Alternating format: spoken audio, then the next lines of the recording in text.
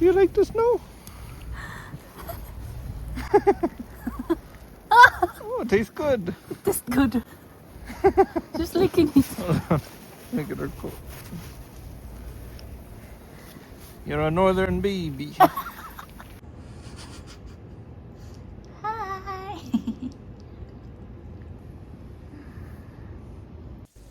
So today, guys, may snowstorm dito sa lugar na tinitirahan namin. At nandito lang kami, nanonood sa labas. Tingnan nyo. Super relaxing. At sinasayawan siya ng kanyang daddy. Ini-enjoy lang namin yung weather sa labas. I love snow, except being in the snow.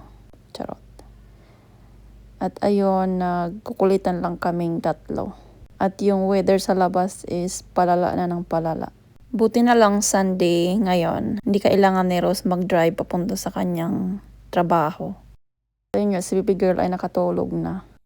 Pagod yarn. Hintayin lang namin na gumising siya. At ayun nga, nagising na si baby girl at napagdesisyonan namin na lumabas. At tingnan nyo naman yung paligid ay punong-puno na ng snow. Wala nang nakikita mga semento. Anyway guys, plano namin gawan si Arya ng snow angel. Kasi ito yung unang snowstorm niya. At hindi pa namin siya nagagawa ng snowman, mga ganon. How do you want me to set her down? There.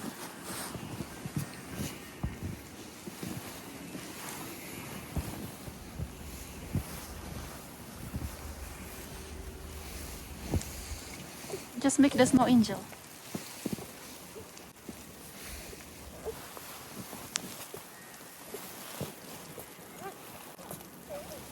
Good. Hi. Sorry, I know it's not. You like the snow? Anyway guys, dito yung snow ay malapit nang umabot sa aking tuhod. At yung hangin ay lumalakas na rin, tingnan nyo naman. Anyway, nandito na kami sa aming backyard.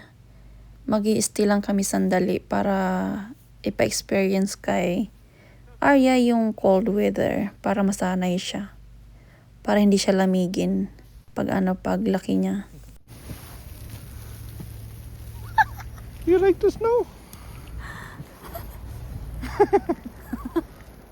Oh, it tastes good. It tastes good. Just licking it. Look at her coat. You're a northern baby.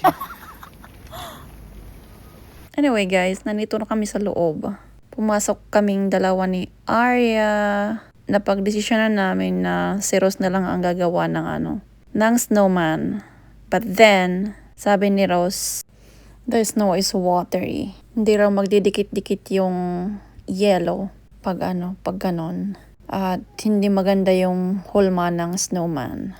So ayun, gagawa na lang siya ng kanyang daddy ng igloo house. At ayun nga, later on, ito na yung status ng aming backyard.